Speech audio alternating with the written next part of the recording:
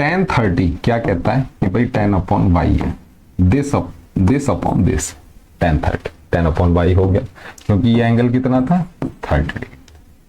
अब आप इस शुरू करते हैं। क्या है कहानी इस वीडियो के सामने स्क्रीन के ऊपर सवाल है, देखेंगे समझेंगे और सॉल्व करेंगे। क्या है, 2 points A and B are on the same side of the tower। बेटा कोई ग्राउंड है, सबसे पहले इसके ऊपर बेटा कोई टावर है, ये लीजिए, ये हो गई आपकी टावर, ठीक है। 2 points A and B are on the same side of the tower, कहने का मतलब ऐसे कुछ है, ये A हो गया, ये B हो गया, ठीक। In the same straight line, ये बेस है टावर का, ये और ये एक ही स्ट्रेट लाइन है। The angle of depression of these points from the top of tower are 60 and 45। Angle of depression की बात हो रही है बेटे, यहां से ये बेटा 60 डिग्री है, यहां से ये वाला ये बेटा 45। बात समझ आई। If the height of the tower is 15 metre, बेटा हाइट जो है ना वो 15 मीटर है। बात समझिए। Find the distance between these points, इन पॉइंट्स के बीच का डिस्टेंस आपसे पूछा जा रहा है। बहुत अच्छी बात है, ध्यान से समझिएगा क्या कह रहा हूं मैं।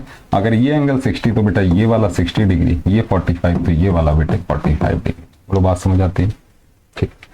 यहां से यहां तक का डिस्टेंस अगर मैं x ले लूं और यहां से यहां तक का अगर मैं y ले लूं तो ये वाला डिस्टेंस क्या हो जाएगा, y - x, और यही मेरा आंसर हो जाएगा। लिख लेते हैं y - x, this is our answer. ये हमने कैलकुलेट करना है डिस्टेंस बिटवीन दीज पॉइंट्स, तो यही वाला तो हुआ डिस्टेंस बिटवीन दीज पॉइंट्स, ठीक है। किस तरीके से होगा आप ध्यान से समझिए जरा इसको। बेटा ये वाला ट्राइंगल पकड़ो, यहां से tan 60 क्या कहता है बेटा, tan 60 कहता है 15/x हो, यहां से यहां तक x, मतलब ये x हो गया, 15/x tan 60, ठीक है। इस बड़े वाले ट्राइंगल को पकड़ो, इस वाले को, इसके अंदर क्या है, ये हो गया बेटे tan 45। ये किसके बराबर है, ये है 15 बटे में x, sorry this whole y। यहां से यहां तक हमने क्या लिया था, ये लिया था हमने y, तो ओवरऑल 15/y। बात समझ आई। मुझे क्या चाहिए, y - x चाहिए। यहां से y निकालेंगे, x निकालेंगे, सॉल्व कर लेंगे। किस तरीके से देखिए, tan 60 √3 होता है, ये 15/x हो गया, तो x की वैल्यू बेटे 15/√3 आ गई। यहां से y निकाल लो, 1 = 15/y, तो y की वैल्यू बेटे 15 आ गई। बोलो बात समझ आई, क्लियर है। अब देखिए ये 15 है, ये है, मुझे चाहिए था y - x, तो 15 - 15/√3 मैं कर दूं, this is our answer. Clear है। 15 कॉमन लो, अंदर क्या है 1 - 1/√3, ठीक है। थोड़ा सा और सॉल्व कर लो इसको अगर आप सॉल्व करते हैं ये तो 15, ये हो गया √3 - 1/√3 मल्टीप्लाई √3 नीचे 3, ठीक है। 15/3 √3 - 1 ये बन जाएगा 3 × 5 = 15। तो ओवरऑल आंसर आपका आता है 5√3 अंदर √3 - 1, और ये है आपका आंसर। √3 की वैल्यू याद कर लेना 1.732 होती है, इसमें प्लेस करो, get your answer and comment. Clear है, ठीक है। चलिए नेक्स्ट क्या है जी, नेक्स्ट सवाल ये है जी। नेक्स्ट सवाल देखते हैं, इसको स्क्रीन के ऊपर आ गया होगा, ठीक है जी। क्लियर है, कैसे करेंगे समझ लेते हैं इसको। A fire in a building B is reported on telephone to two different stations P and Q 20 kilometre apart from each other on a straight road। देखिए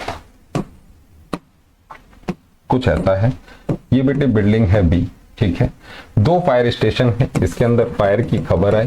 2 फायर स्टेशन है, P है और एक है बेटा Q, ठीक है।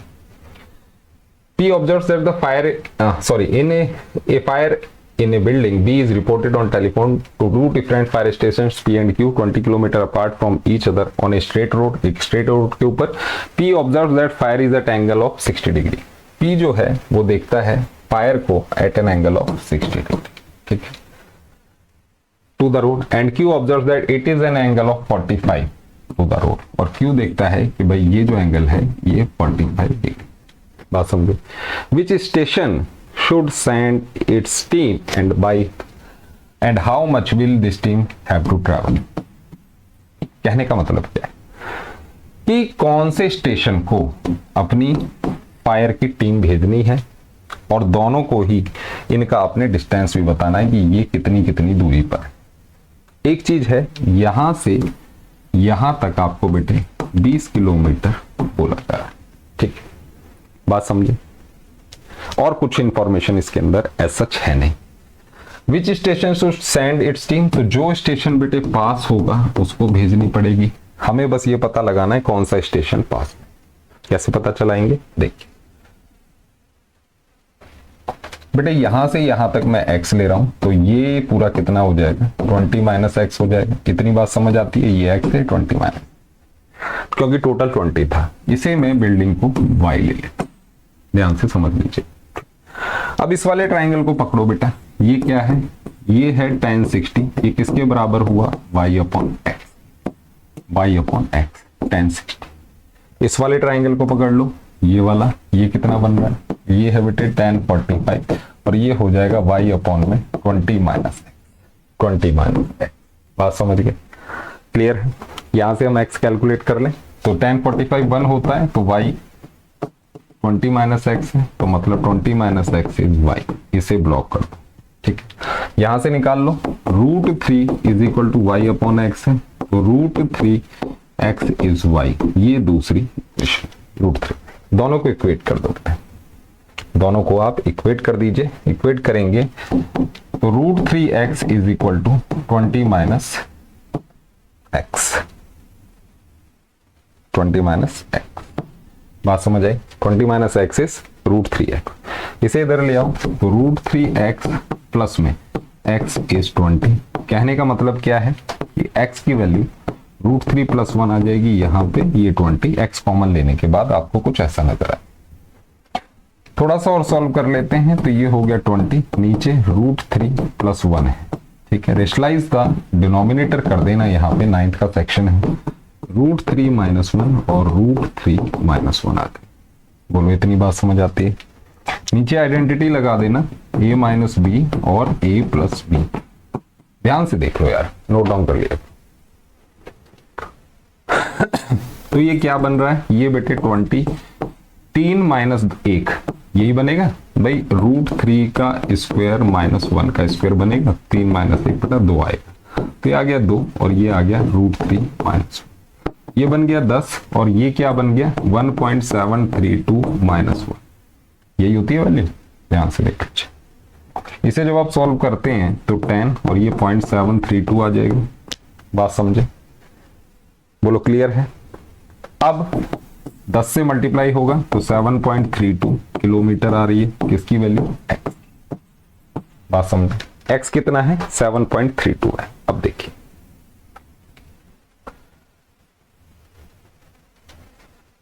ये बेटे 7.32 किलोमीटर आया। रिमेनिंग मतलब मोटा मोटी आप 20 में से 20.0 में से 7.32 माइनस कर रहे हैं। 10 2 8 9 3 6 9 7 2 1 12.6। ये वाला स्टेशन इतने किलोमीटर दूर है, ये वाला इतने किलोमीटर। किसको भेजनी चाहिए, पी को, क्योंकि जो पास होगा, जो पास में होगा उसी को भेजनी चाहिए, है कि नहीं। तो कौन सा है, पी है। दोनों कितनी दूरी पर हैं, ये दोनों आपने निकाल दिए, कोई दिक्कत नहीं होनी चाहिए। क्लियर है, नोट डाउन करिए। ठीक है जी, अच्छा सवाल है, बेहतरीन सवाल है, कोई दिक्कत वाली बात नहीं है इसमें। ठीक है, इतना टफ नहीं है, बस थोड़ा सा कैलकुलेटिव है, कर लेंगे, कोई दिक्कत नहीं। नेक्स्ट क्वेश्चन क्या कह रहा है जी, अगला सवाल देखते हैं। ये लीजिए, क्या कहा जा रहा है, a man on the deck of a ship is 10 metre above the water level. बेटे क्या है, ये वाटर है, वाटर लेवल है, 10 मीटर की ऊंचाई के ऊपर कोई मैन है। ठीक है, he observes that the angle of elevation of the top of cliff is 45। यहां पर कोई क्लिफ है, यहां से देखता है टॉप को, तो एंगल बनता है बेटे कितना 45 degree. And the angle of depression of the base is 30। और यहां से जब इसके बेस को देखता है तो ये वाला एंगल बेटे 30 degree. Calculate the distance of the Cliff from the ship. भाई क्लिफ को शिप से ये वाला डिस्टेंस आपसे पूछा जा रहा है, ठीक है। And the height of the Cliff, Cliff की हाइट पूछी जा रही है यहां से। अच्छा सवाल है, बढ़िया सवाल, कैसे होगा देखते हैं। इतना आप ड्रॉ कर लीजिए बढ़िया तरीके से, उसके बाद आगे चलते हैं। ठीक है, अब देखिए कहानी क्या है बेटे, ये 10 मीटर है तो यहां से यहां तक बेटे ये 10 मीटर होगी। इससे ऊपर मैं x ले लूं, यहां से यहां तक मैं y ले लूं, आपको कोई दिक्कत है? नहीं। ये 30 है बेटे, तो ये वाला 30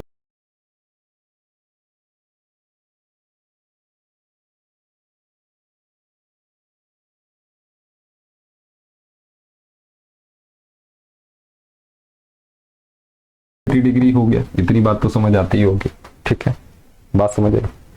अब देखिए इस वाले ट्रायंगल को पकड़ो यहाँ, tan 30 क्या कहता है कि भाई tan अपॉन वाई है, this upon this, tan 30 tan upon y हो गया, क्योंकि ये एंगल कितना था 30 डिग्री। अब आप इस वाले को पकड़ लीजिए, ठीक है, अगर ये y है तो ये वाला पार्ट भी y हो गया, तो tan 45 किसके बराबर है बेटा, ये हो गया x अपॉन पाई, दो इक्वेशन बना। बात समझे? हाइट ऑफ क्लिफ क्या होगी, हाइट ऑफ क्लिफ बेटे x प्लस 10 होगी, x प्लस 10 होगी, ठीक है, और एक दूसरा y की वैल्यू चाहिए, ठीक है, ये दोनों ही तो आंसर होंगे।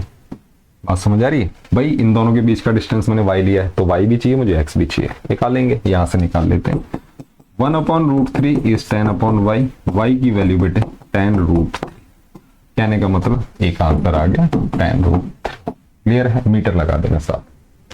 दूसरा 1045 है, 1 is equal to x upon y, तो y is equal to x के बराबर है, तो कहने का मतलब x की वैल्यू क्या आ गई बेटा 10√3 आ गई। ठीक है, अब हाइट ऑफ क्लिफ क्या थी, x प्लस 10 था, तो 10√3 प्लस में 10 कर देना, तो √3 प्लस 1 आ जाएगा, और ये आपका दूसरा। Is this clear?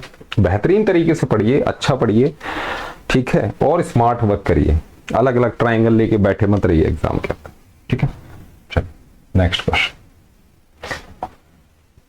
चलिए क्या कह रहा है, ये है जी सवाल, दिख रहा होगा। चलिए, a man standing on the deck of ship which is 8 metre above water level. Same सा सवाल है, ये बेटे वाटर लेवल है, बना देते हैं इसको भी। ये हो गया वाटर लेवल, 8 मीटर की ऊंचाई पे है, ये 8 मीटर है, यहां से देख रहा है कुछ। He observe the angle of elevation of top of hill is 60 degree. यहां पर कोई हिल है, ठीक है, यहां से टॉप देखता है तो एंगल बनता है बेटे कितना, 60 डिग्री का बनता है। And the angle of depression to the base of the hill is 30। यहां से बेटे इसके बेस को देखा तो ये एंगल बेटा 30 डिग्री का उसे दिखता है। Calculate the distance of the hill from the ship. भाई ये वाला हिल और शिप, इनके बीच का डिस्टेंस चाहिए, y ले लेते हैं, ठीक है। एंड द हाइट ऑफ हिल, और हाइट ऑफ हिल पूछी जा रही है।